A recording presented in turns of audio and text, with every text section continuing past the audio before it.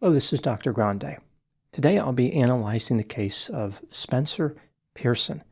First, I'll look at the background of this case, move to the timeline of the crime, then offer my analysis. Spencer Ross Pearson was born on August 20, 2004, in Plano, Texas. He lived with his father Daniel and his mother Tanya in the town of Keller, which is 39 miles west of Plano. Spencer had two brothers and one sister. When he was 6 years old, he started playing sports, including football. Later, his third-grade teacher reported that Spencer experienced anxiety. When Spencer was getting ready to enter the fifth grade, his family moved from Texas to Ponte Vedra Beach, Florida. This is just east of Jacksonville. The family lived in a $1.4 million, 4,600-square-foot house.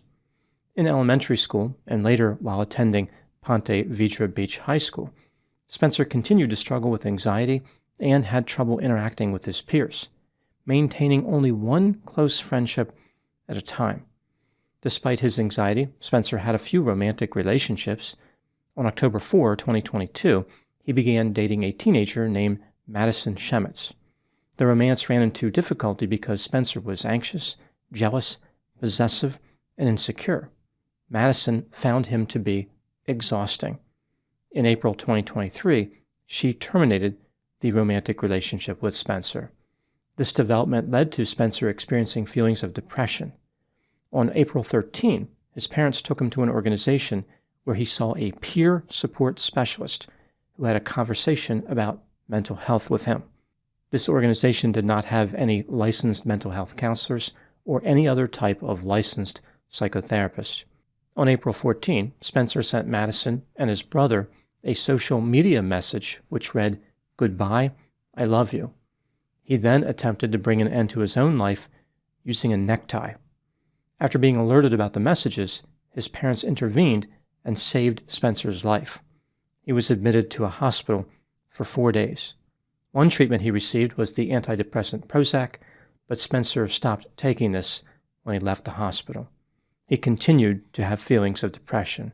Spencer lost weight, did not sleep well, and even missed his own high school graduation. Even though he didn't have much energy, he managed to find enough to harass Madison. Spencer followed Madison to school, left notes on her vehicle, and sent her messages. Using a fake social media account, Spencer sent a message to Madison on May 29, 2023, which read, "Y'all gonna get yours."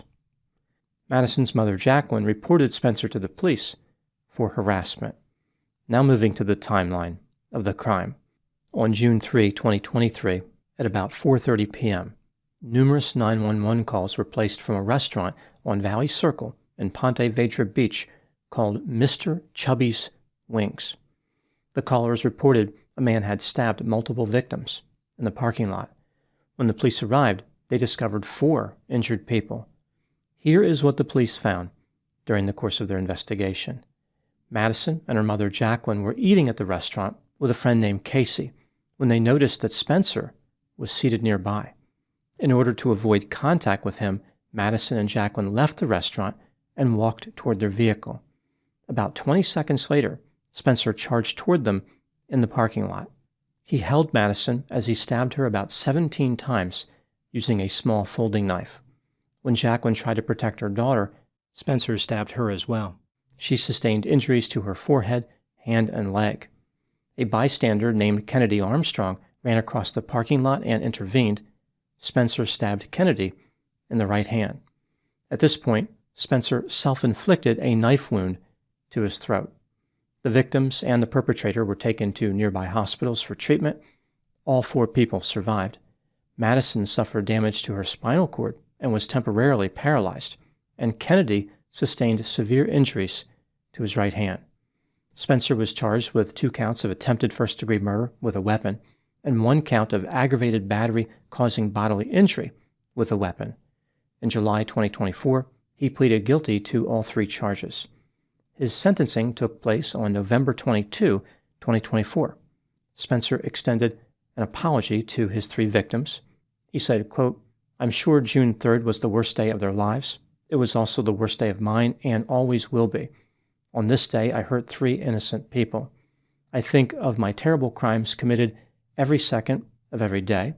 It's on my mind constantly, and this will never, ever change. I can't begin to imagine what I put them through and the negative effects I've had on everyone involved. I understand the anger and hatred they all have for me," unquote.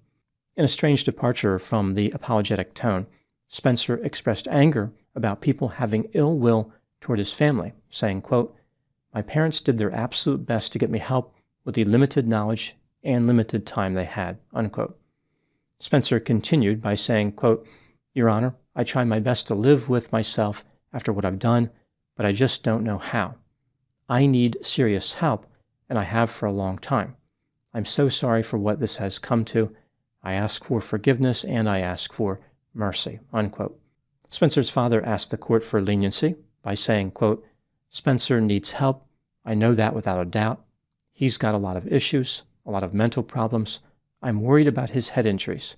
Spencer was never violent. He was a good kid. I don't know what happened. I believe Spencer can be rehabilitated, and I believe he needs that chance," unquote. Based on the crimes that Spencer pleaded guilty to, the judge had the discretion to sentence him anywhere between just under 19 years all the way up to life in prison. Spencer's defense requested a 12-year prison sentence, 15 years of probation, and mental health counseling. The judge indicated that Spencer was amenable to mental health treatment and said the court does not impose a sentence based on vengeance. However, the judge indicated the crime far outweighed any of the mitigation. He said, quote, "There are just certain crimes that are committed that merit the maximum possible sentence, and this court finds that this is one of them." 20-year-old Spencer Pearson was sentenced to life in prison and a 30-year term to be served concurrently. In Florida, for the most part, life means life without the possibility of parole. Spencer is going to die in prison. His mother kissed him goodbye before he was taken away. Now moving to my analysis. There is no doubt that Spencer was guilty. He was captured on video surveillance. Witnesses identified him as the perpetrator, and he pleaded guilty. The only question in this case revolves around his sentence. Life in prison was the maximum penalty. Was that really warranted in a case where no one was killed? Was this a fair sentence? Let's take a look at the evidence both for and against the idea that Spencer's sentence was just, starting with the factors supporting this theory. A mental health clinician for the state diagnosed Spencer with social anxiety disorder and major depressive disorder without psychotic features. These two disorders would not explain or mitigate violent behavior. A mental health professional hired by the defense found that Spencer was cognitively intact. So even a defense expert acknowledged Spencer was able to think clearly. This makes it seem like Spencer knew exactly what he was doing when he conducted the attack. Spencer not only seriously injured his intended victim, he attacked two people trying to protect that victim. The attack occurred after Spencer allegedly harassed his victim. Now moving to the factors contradicting the idea that the sentence was just. Spencer was only 18 years old at the time of the attack and had no criminal history. He played football and hit his head many times. His father estimated that Spencer sustained over 10,000 head impacts. A physician testified that an MRI of Spencer's brain showed evidence of multiple head injuries similar to what NFL players sustain. A mental health professional for the defense diagnosed Spencer with major depressive disorder with psychotic features, social anxiety disorder, and autism spectrum disorder. The psychosis could explain the violent behavior. The clinician believed Spencer was not at risk to be violent in the future. By pleading guilty, Spencer did not waste state resources by asking for a trial, and he did not put the victims through the pain of testifying. Spencer demonstrated remorse and acknowledged the wrongfulness and severity of his actions. When considering all the evidence in this case, do I believe the sentence Spencer received was just? Although I agree that Spencer's crime was extremely serious, and he intended to kill, I probably would have gone with a 35-year prison term instead of life in prison. There is no question that Spencer had some mental health difficulties, which could have contributed to his behavior. Furthermore, Florida is a state which considers attempted crimes as warranting a lesser punishment than completed crimes. I have covered many cases where people committed murder with no mitigating circumstances and were still given a chance at freedom someday. Spencer's crime was attempted murder, not murder. What do I think happened in this case? This is just a theory, my opinion. Spencer Pearson was a socially awkward loner who had low self-esteem. He viewed himself as a failure, had feelings of worthlessness, and believed he was never good enough to meet other people's expectations. Frightened of being humiliated, he retreated from social situations. For example, Spencer did not speak up in class and lived in fear of being called upon by his teachers. Even though his intelligence was at least average, Spencer had a GPA of 2.7. His class rank was 422 out of 445. Many people may view a high school football player as an unlikely candidate to be an outcast, but Spencer was. One time at a party with his high school football team, one of his teammates urinated into a beer knowing that Spencer was about to drink it.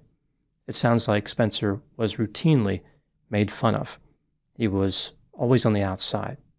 When Spencer started dating Madison, his social standing improved dramatically. Now his classmates viewed him as normal or maybe even quasi-popular. His circle of friends expanded, and he enjoyed a rare period of satisfactory self-esteem.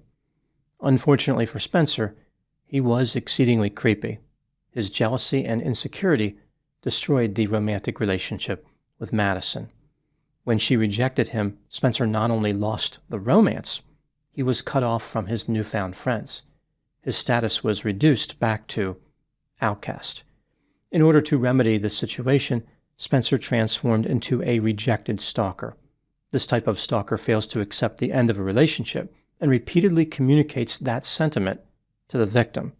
The stalker simultaneously tries to reconcile and get revenge, not realizing those two behaviors do not align with each other. Eventually, Spencer believed he had nothing to lose and made another transformation, this time into a predatory stalker. His intent was to bring an end to his victim's life and then to his own life. His plan was interrupted by Madison's mother and Kennedy Armstrong, who bravely protected Madison. Now moving to my final thoughts. One thing I've noticed about many crimes involving teenagers is how their perspective of time is warped. They often view their romantic dealings as having some type of existential property, like if they are rejected, they will fail to exist. They may also believe that they won't live long enough to find another lover. That one romantic rejection is the end of the world, the collapse of civilization, the universe imploding. Ironically, the vast majority of teenagers have a lot of time to find romance and to pursue other goals. Time is the one area that is definitively on their side, but they don't see it that way. The very time they viewed as being in short supply is used against them when they receive long sentences in prison, like a life sentence. In the case of Spencer Pearson, he will probably be in prison for somewhere between 50 and 70 years. All that time to think about an attack that lasted for a few minutes. He will be swimming in a sea of regret, which will not be eternal, but will feel that way on occasion. Those are my thoughts on the case of Spencer Pearson. Thank you so much for watching. I'll talk to you soon. Just a reminder that I have an account on Patreon, which features over 300 pre-release videos. Often when I put these videos in pre-release mode, they stay there for several months, if not a year. So it's not like I upload them to Patreon and then a few days later make them public. I will put the link to Patreon in the description for this video.